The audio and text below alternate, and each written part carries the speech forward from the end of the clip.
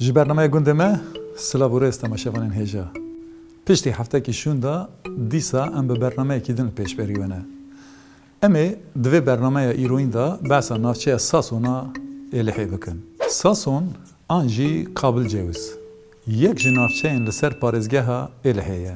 Rûbera Sasonê 710 km² ye. Aboriya herêmê li ser çandiniyê, xwedîkirina ajalan, karê mozhingiviyê, hilberîna guzan û titûnê ye. Du bajarok 47 gund û gelek mezre li ser Sasonê ne. Dîroka herêmê ji ya Kurdistanê ne cudatir e. Bi belavbûna ola İslamê û hatina artêşên Ereban, navê navçeyê bûye Qabil Cewis. Ango wargeha guzan. Navê navçeyê di qeydên dîrokî da wekî Sason derbas dibe. Bingeha nav ji dema Urartuyan maye. Di dema Osmaniyan da bi Amedê ve bi avabûna komara Tirkiye ra bi Sêrtê û di sala 1990 da jî bi êlihê de hatiye girêdan. Sason jîngehekî gelek kevnar e. Navçe di nav çiyayên da hatiye avakirin. Navenda navçeyê li quntara çiyayê Helkisê hatiye avakirin. Diketina navçeyê da kaniyên şîfayê hene. Aliyek çiyayên Sasonê di ser Hezoyê ra digî Bilîsê, aliyê din jî berbideşta Mûşê ve dirêj dibe.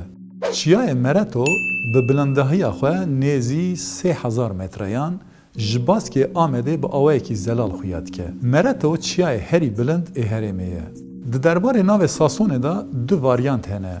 Peyvên Sason û Sanasung ermenkî ne. Van navan ji sedsala sêyemîn û şûn da di çavkaniyên Ermenî, Bizans, Suryanî û Ereban da derbas dibin. Herêma Sasonê ya dîrokî tevî Xwît, Ango, Motkî û Hezoyê herêmên weke Pasûr, Talvorik û gelî guzana başûrê Mûşê jî digire nav xwe. Xwecihiyên kevnar ên herêmê Kurd û Ermen in. Di berhema navdar a wêjeyiya gelê Ermen, Sasûnsî Tavît ku serpêhatiya mehrê kurê Sanasar û neviyê wî Tavît vedibêje da behsa şer û têkiliya navbera hukumdarên Misir û Erebên Iraqê tê kirin. Di heman demê da tê gotin Sason navê xwe ji navê Sanasarê kurê Kralê Asûriyan digire. Varyantekî din a di derbarê navê Sasonê da wisa ye. Navê Sasun Ango Sasung ji herêma Zozanê ya ku dîroknasên pêşîn ên Ereb behsa wan kiriye tê. Ji ber ku li herêma Zewzan Ango Zozan a ku dîroknasên Ereb behsa wê dikin jî vê îdayê xurt dike. Peyva Zozan bi kurmancî tê wateya deştê. Li gorî taybetmendiyên topografîyên herêmê ev ravekirina herî mantiqî ye. Veguherîna Sanasar, Sanasung, Sasung îdayekî qels e. Di dawiya sedsala 19 da Sason bûye ciyekî giring ê tevgera neteweyiya Ermenan. Bi hewldana rêxistina Xinçak ra di sala 1894 da serhildana Sasonê ye yekem hat destpêkirin. Piştî demekî kin herêm kete bin rêveberiya Federasyona Şoreşgeriya Ermenan Taşnak û hetanî sala 1904 dewam kir. Bi destekariya dewletên derve serhildan hat tepisandin û pêşengê serhildanê Antranik Ozanyan hat sirgûn kirin. Hetanî sala 1875 li herêmê sê gundên Ermeniyan hebûn. Bi demêra hejmara van gundan zêde bû. Gundên ku Ermen lê jiyane ev in: Harents, Herend, Tanzî, Gidornik, Casas, Xelovît, Xosnîr, Belav, Zendûz, Kelhesen, Cemalan, Mîteng, Gistax, Xarxork, Koçereng, Maristo, Tatank, Karingez, Çirtinik û Xinzorta.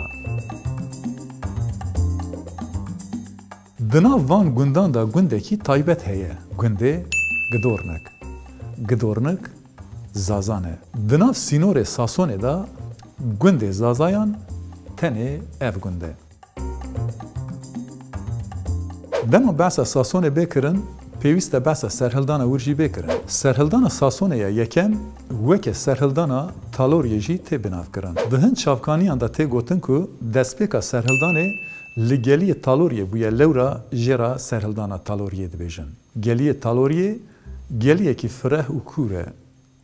Gelî di nav rêzeçiyayên navbera Sason, Pasûr û Mûşê da ye. Di demsalên havînan da ev der weke Zozan jî tê bikar anîn. Serhildana duyem a Sasonê di sala 1925 da dest pê dike.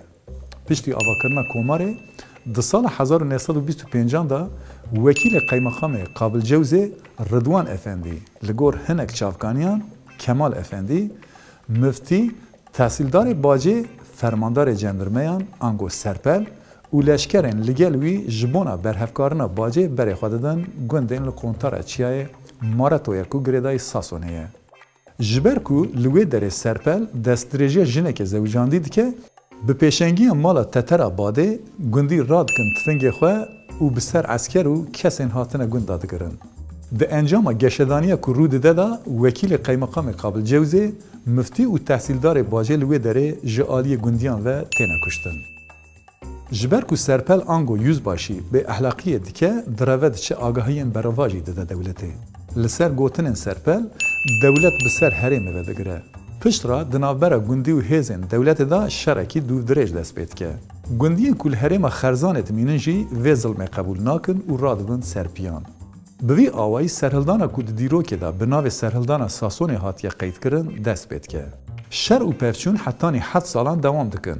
اف پیواجوی شر دبه سدما به صدان مرن و سدما مشختی بونا به هزاران کسان. د پیباز کرنا ساسونه دا بحثا علی مالا اونس نه کرن نابه. علی مالا اونس لساسونه هاتیه دنیای. د داویا 100 سالا 19 و دسپیکا 100 سالا 20 دا ناو دنگوی لسرانسر ساسون خرزان رامان و حزوی بلاف دبه. لدجی کریارن عثمانی یا لدجی کردان درکت و بکومکه که جده کسان پیک دهات را درد که سری چیه.